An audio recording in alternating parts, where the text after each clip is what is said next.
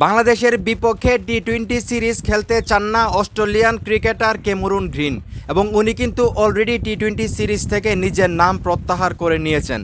যদিও ছোট্ট একটা কারণ আছে, সেই কারণটা আমি বলতেছি। তার আগে আপনাদেরকে মনে করিয়ে দিই, এই ক্যামেরুন গ্রিনকে কিন্তু আইপিএলে 25 কোটি টাকায় নেওয়া হয়েছিল টি-20 ফরম্যাটের জন্য, সেটা আপনারা সবাই জানেন। তো এখানে যেটা বলা হচ্ছে, মানে যেই কারণে আসলে ক্যামেরুন গ্রিন টি-20 সিরিজটা খেলতে চাচ্ছে না, সেটা কিন্তু ভালো একটা সিদ্ধান্ত আমি মনে করি। তো আমি আপনাদেরকে একটু পড়ে শোনাই মূল ঘটনাটা। তার আগে একটি রিকোয়েস্ট, ভিডিওটা একটু শেয়ার করে দেবেন। তো এখানে বলা হচ্ছে 25 কোটি টাকার আইপিএল তারকা ক্যামেরুন গ্রিন বাংলাদেশের বিপক্ষে টি-20 সিরিজের স্কোয়াড থেকে নিজের নাম প্রত্যাহার করে নিয়েছেন।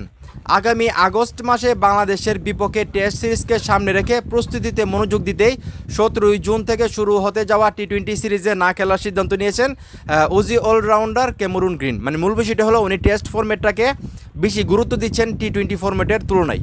যেখানে টি-20 ফরম্যাটের পরেই কিন্তু আসলে টেস্ট ফরম্যাটের খেলা শুরু হবে, সিরিজ শুরু হবে। সেইখানে ওনার চিন্তা ভাবনা যে টি-20 যদি আমি এখন খেলি, আবার কয়েকদিন পরে টেস্ট ফরম্যাটে গিয়ে আমি হয়তোবা ভালোভাবে মানিয়ে নিতে পারবো না, এই চিন্তা করে উনি টি-20 ফরম্যাট থেকে নিজের নাম প্রত্যাহার করলেন এবং টেস্ট সিরিজের দিকে উনি আসলে ফোকাস করতেছেন। তো এটা একটা ভালো দিক, আমি যেটা মনে করি।